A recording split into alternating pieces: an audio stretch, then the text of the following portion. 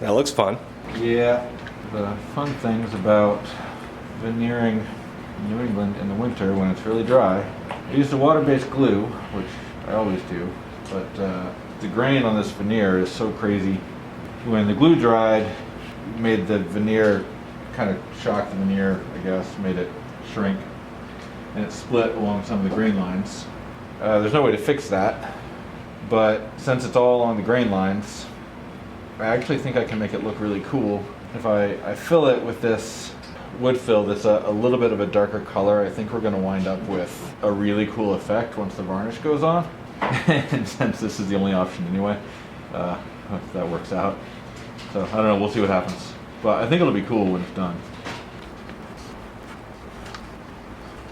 So after several weeks of asking Bill where random bits of hardware are multiple times a day, I decided to start digging into the mess.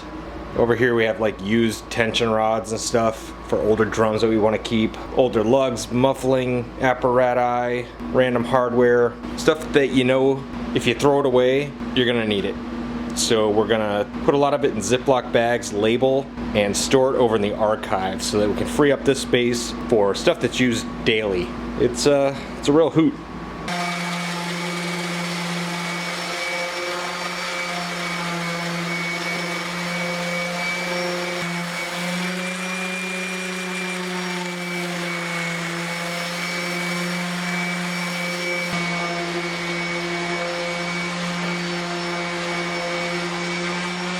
This has been a slog fest.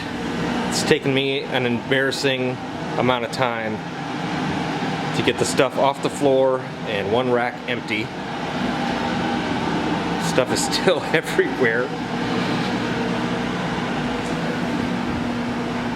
You don't get that done soon, we have to dock your pay. Oof. The plan is we're going to take the racks apart, lose the bottom, lose the top, condense the spacing so we can get more bins in the vertical space. So hopefully condense the 4 racks into the horizontal footprint of 2. And I'm gonna do that using scrap plywood, I think. I can use whatever I want from up there. So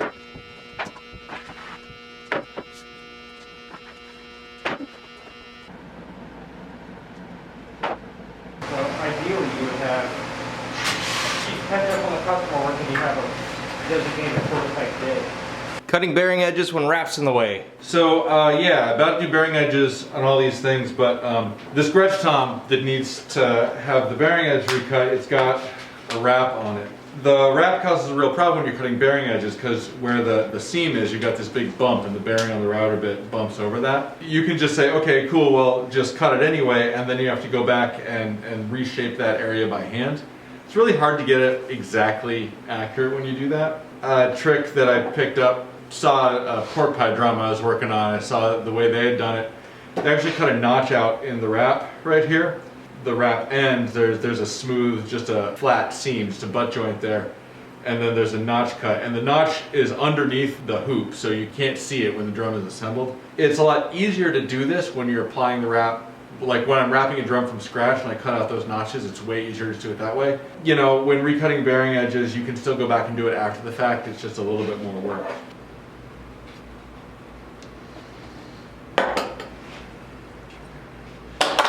Might as well do both sides at the same time.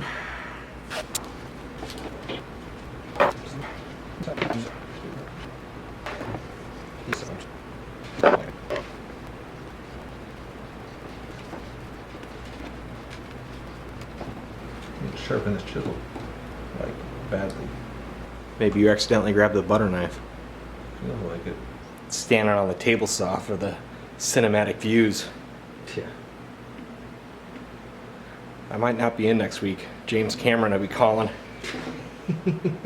Yeah, I'm sure that is the inevitable outcome of these videos that we're making.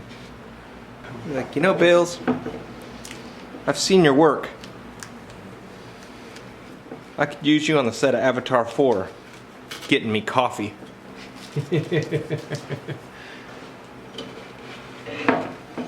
Sounds about right. Did I mention I need to sharpen these chisels? Because I really do.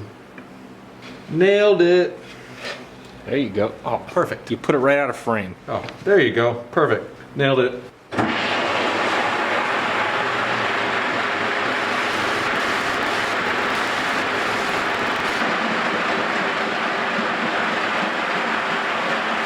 What grit's that paper?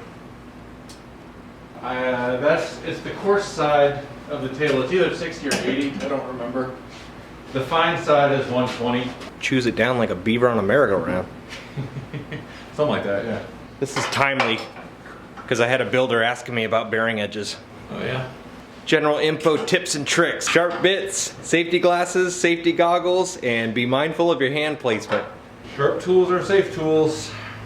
Seems counterintuitive, but it is true. Oh, and a flat table. Yeah, and a flat table. So, round over bit, router table. Of course, we have a router lift. I usually sneak up on it. I don't take it in one shot just because I don't want to overshoot it. Yeah. Do you do a standard cut or a climb cut? I do a climb cut first and then a standard cut. It depends on the surface of the drum. This wrap I already discovered is pretty brittle and I don't want to chip it out. So what I'll normally do is start by climb cutting. The last hair that I'm going to cut off, I'll cut the standard way into the blade so that I wind up with that smooth finish. Climb cutting is more dangerous. You really have to make sure that you have complete control over the workpiece, but as long as you're really paying attention and being careful and respect the fact that this can really mess you up, then you definitely can do it safely and it protects the workpiece, so that's how I do it. Camera lens can stay. I'm going over here.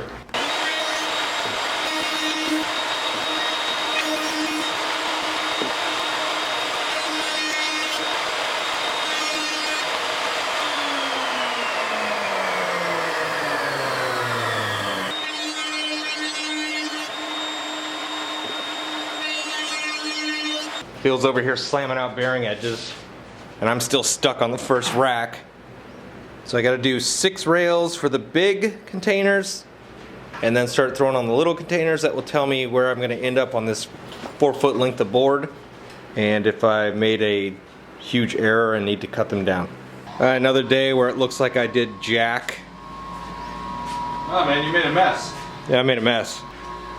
Put a hurting on that bag of Doritos. Good news is everything we've organized up to this point is staying organized. Yeah. We put the tools away at the end of the night. We clean up a little bit each morning. Yeah, getting there. So I made a mess of the hardware and I started building a ladder. Yeah. What did you do? We got some more progress on that road rim that got veneered, the woofer hoop snare. Redid bearing edges on most of that Gretsch kit that was here. What else did we do? Oh yeah, and our buddy Jim came by and worked on the mill. Got some digital readouts for all 3 axes on the mill, which we're definitely going to need for some upcoming rope drum snare hardware projects. For those into mills, it's a fray. Bill got it out of a machine shop that was closing down, and he can tell you what he paid for it if he wants. Yeah, it was free. We just had to come and get it, which seems like a great deal, except for it weighs 2,100 pounds. So just come and get it was a little bit more complicated. It's pretty badass. Come get it. Yep. I'm gonna get me some more Doritos.